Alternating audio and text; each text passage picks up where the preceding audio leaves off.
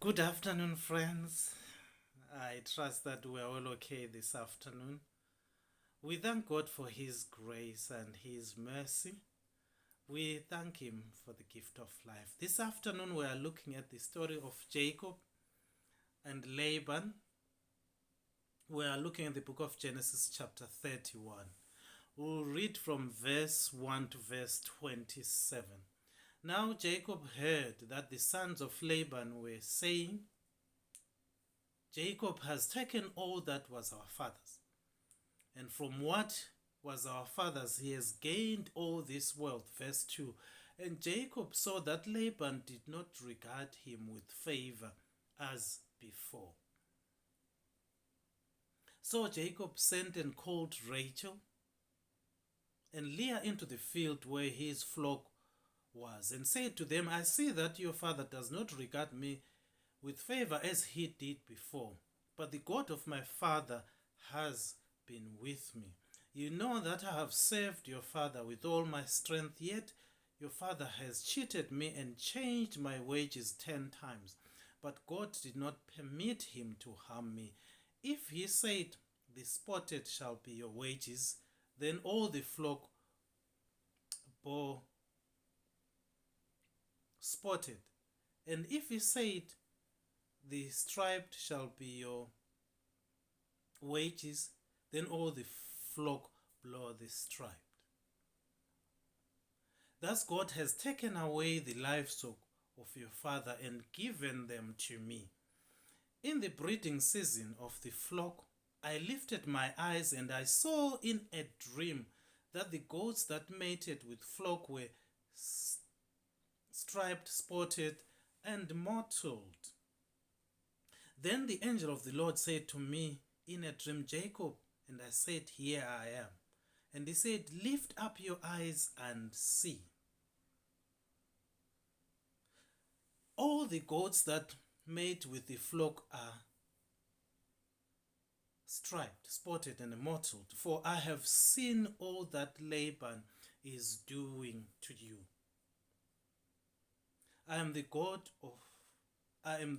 of Bethel, where you anointed a pillar and made a vow to me. Now arise, go out from this land and return to the land of your kindred.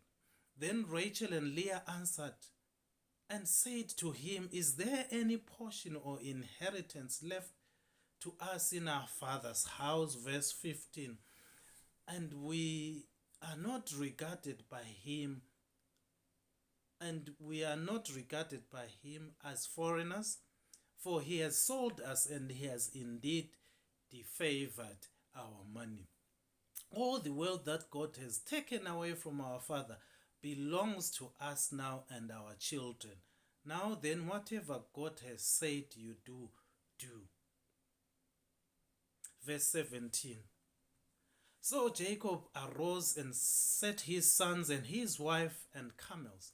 He drove away all his livestock, all the property that he had gained, the livestock in his possession that he had acquired in Padan Aram, to go to the land of Canaan to his father Isaac.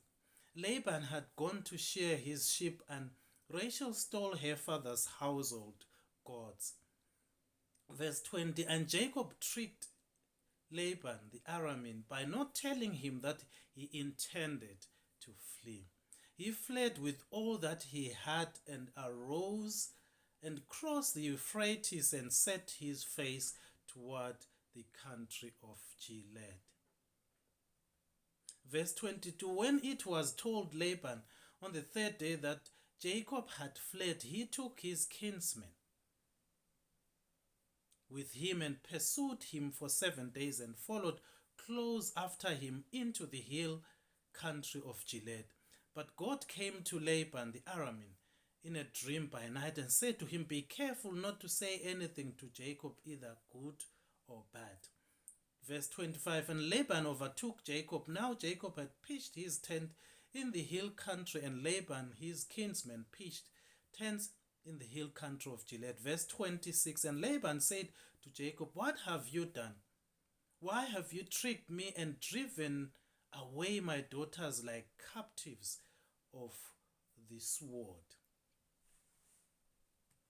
Why did you flee secretly and trick me and did not tell me so that I might have sent you away with mirth and songs and tambourine and lyre? So this is the story of Jacob and Laban. The sons of Laban talk about Jacob. They are saying that Jacob has taken their father's wealth. And Jacob hears that.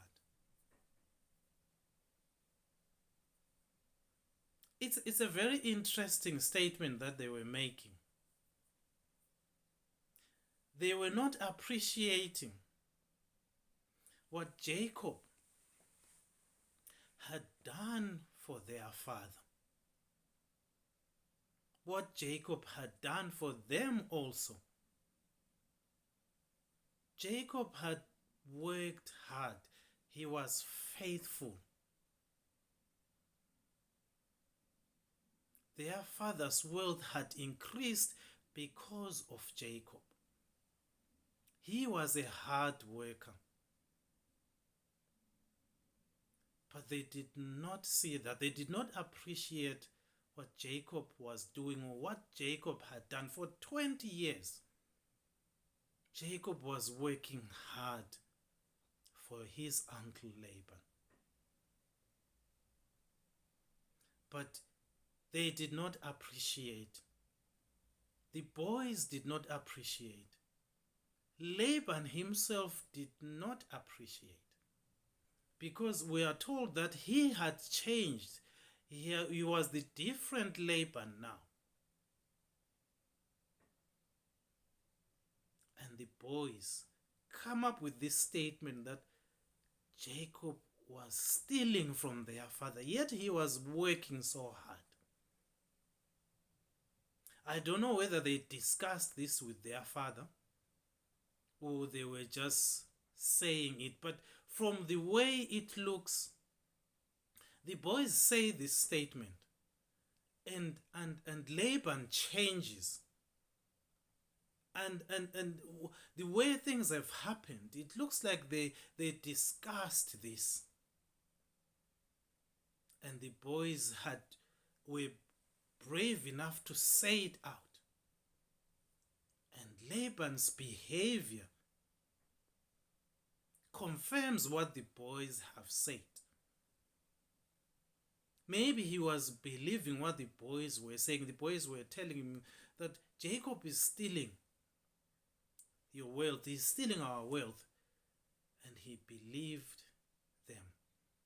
He did not appreciate what Jacob was doing, what Jacob had done in the past 20 years. He wasn't appreciative of the hard work or the hard-working Jacob. Sometimes, as a people, we are not appreciated for what we do.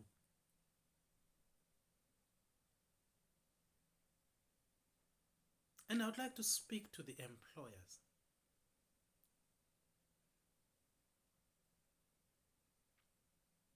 Do we appreciate our employees? Do we appreciate the people that work for us? People that have made us wealthy, people that make our companies run, our businesses run. Do we appreciate them enough? Or we do like what Laban and his boys were doing? It's good to appreciate people, to thank people for what they have done for you. Let's not fall into a trap of not appreciating people, because if we don't appreciate people, we will lose them one day. It's a warning to the employers. Please appreciate your employees. Don't do like Laban and his boys. So when Jacob hears that,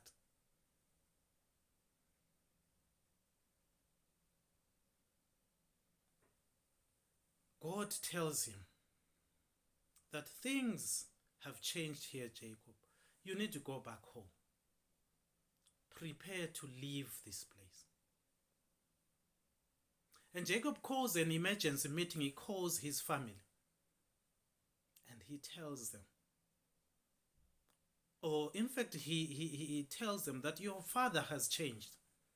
He tells Rachel and Leah that your father has changed. He's not the same Laban that I know. He says to them, I've worked hard. You know I have worked hard for these many years, but your father has changed. Your father has changed my wages 10 times. He doesn't appreciate what I've done for him. He doesn't appreciate what I'm doing. But God has blessed me still. I'm in this situation, but God has been with me. God has blessed me. And indeed, God had blessed him. And he says that God has not allowed your father to harm me. God has blessed me. And he talks about the flocks. That when he says that your wages will be spotted animals, God makes sure that when these animals mate, they produce spotted ones. So that increases my wealth. It increases my flocks. God has blessed me. Your father has tried to cheat me, or your father has cheated me, but God has blessed me.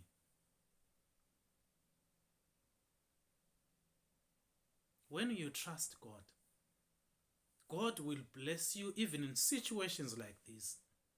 And I encourage us. We may be in situations where we are not appreciated. We may be working for employers that don't appreciate us, but God will keep us. God will bless us even in those situations. Jacob trusted God, and God blessed him in this situation where he was being cheated, where his wages had been changed 10 times.